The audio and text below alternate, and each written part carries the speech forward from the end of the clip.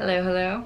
I've considered talking about this for a while now, and hesitated to the last possible moment, which is now, like the middle of the night on National Coming Out Day.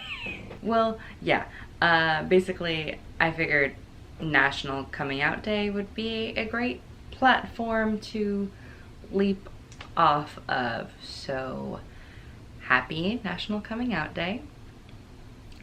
Congrats to you if you're out. Good luck if you're thinking about coming out. And all my love to you if you feel that you are unable to come out. So I'm gonna do you all a favor and just get the title of the video out of the way. How do I identify? I identify as queer. That may not come as a surprise to many of you, but it may to some, since I spent a very long time identifying as a lesbian. And I am very sorry if that word makes you uncomfortable. I will put a warning in the description. Making people uncomfortable is not my intention at all. I know for some people that it is a slur. In my life experience, it never was. In my life experience, I was introduced to it as an umbrella term, and through academia and activism. So I believe that it's in the midst of a transition of being normalized as a reclaimed use of the word. And in some places it just means out of the ordinary or peculiar, not typical. In this video, I want to share with you how I got here and why that word feels right for me. I previously made a video called Questioning Your Sexuality, which I will link here, in which I discuss my self-discovery process, how I contemplated a few different labels throughout my life. It's okay to question these things. It's okay to take your time with it. And it's okay to decide maybe you don't want a label at all. All of it's fine. When I was 19 and I came out to my mom, I specifically said, I like girls, because I didn't really connect with any label or identifier. At the time, I sort of philosophically connected with pansexual or bisexual, because I was open to the idea, but not actively attracted to men. But I eventually settled comfortably into the label lesbian. Phonetically, I love the sound of lesbian and gay. I love the way it feels to say them. It feels truthful and brave. Maybe because of the effort that it took to come out. Maybe that's why I feel some endearment towards the terms. After my health decline with EDS, I spent a lot of time isolated, and it gave me a lot of time and space to think, to analyze myself, and honestly, it didn't exactly clarify more than it brought up more questions. I started questioning my gender. What feels genuinely comfortable? What do I do that is performative? What do I do because I feel threatened if I don't? And what do I do? How do I express my gender when no one is looking? And can I show that person to other people? When I was younger, it felt a lot safer. I could be a tomboy when I wanted, I could be femme when I wanted, but as I got older, I felt myself conform a bit more for one reason or another. So in these past few years, I've been practicing pushing away assimilation and just doing what I wanted when I wanted, a skill I lost over the years of dressing femme to appeal specifically to the women that I was attracted to, and yeah, for the patriarchy, because I was working in hospitality and acting. And don't even get me started. I think that's a whole nother video on the internal conflict of presenting more neutral or masculine, and how, while it feels honest and comfortable, I feel like I'm often perceived as unpleasant looking. And you might think, oh, that's not true. That's fine. Thank you. But there's a marked difference, at least compared to the praise that I get when I present feminine. In the past few years, prior to lesbian events, I spent longer than I care to mention stressing about how I wanted to present, because I felt like if I presented in any way that wasn't feminine, I wouldn't be approached as often.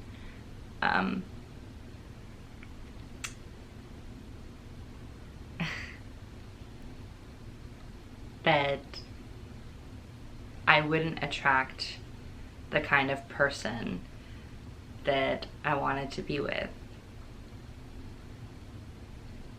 And that might seem silly, but that's what I thought, and that's what my anxieties were, and kind of still where my anxieties are, because of a lot of things, along with the fact that people close to me and people online have responded negatively. Relatives of mine being quite vocal about how they would prefer if I just stuck to a femme presentation. It's also an internalized antagonism, for sure. And maybe connected to my body dysmorphic disorder. But geez, it's rough. Maybe because BDD is this awful anxiety and paranoia about disappointing people with my appearance, and falling out of line with gender roles feels like something I could potentially avoid in order to avoid negative reactions. But then I think, why should I? I feel I must clarify here because I don't want to be misunderstood. The way you express your gender doesn't define your gender identity. I'm not saying that. You could be a cis woman and dress in men's fashion if you want to. That's fine. Absolutely. That happens. I'm talking about my experiences with my fluid gender expression and exploring identifiers that feel right. And currently, without any labels, the best way I can explain it is that I feel like a woman. I just don't feel like a woman all the time. I feel like the binary doesn't have room for how I feel. I feel kind of outside the binary, dancing through the binary. So, being alone with my thoughts and considering my fluidity with gender expression, questioning identity, also brought back for me how philosophically I think I could be attracted to any gender, but I think I could enough to be bi or pan? I think I know the answer. If someone asked me that, I'd remind them that experience doesn't equate to attraction or orientation. But then I'd come up with more questions like, well, what counts as attraction? I think lots of people are attractive. Definitely many women and non-binary folks. And on occasion, I think I can be attracted to men. I think that's what it is. It's just hard to for me to understand where is that line of I think you're good looking and I'm attracted to you. And I would be greatly intimidated by the idea of having sex with men.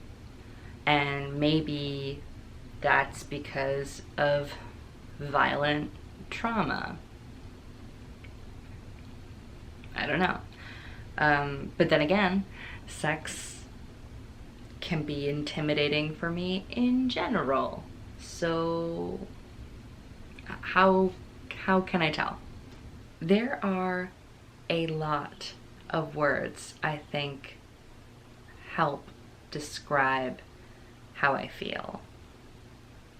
A lot of terms that I could potentially connect with.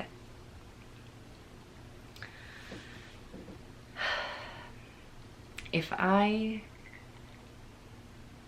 were to shoot darts at a rainbow swirly dartboard, maybe the outcome would be something like, for sure, lesbian and gay. Maybe, probably, bi or panromantic / sexual. Quasi-demisexual, but definitely not always. Gender fluid, gender non-conforming, non-binary, woman, demi-woman. But explaining all of that, particularly a lot of these words, many people still don't know what they mean. It's quite a mouthful. It can take quite some time, like the length of this video, to even begin to describe it all. So I simply use queer.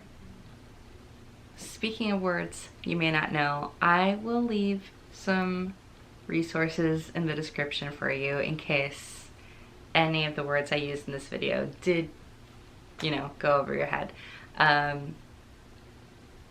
So check those out. So for me, being queer is being Q. It's always open and questioning, forever fluid, unboxed, really, just doing what I want, when I want to, finding what feels good and comfortable, and letting myself be it and do it. And all I can really do is try and be honest with myself and with people in my life, and that includes you watching this, who I share my life with online. So, to reiterate, I'm here, I'm queer, get used to it. Alright, I will see you eventually. Bye.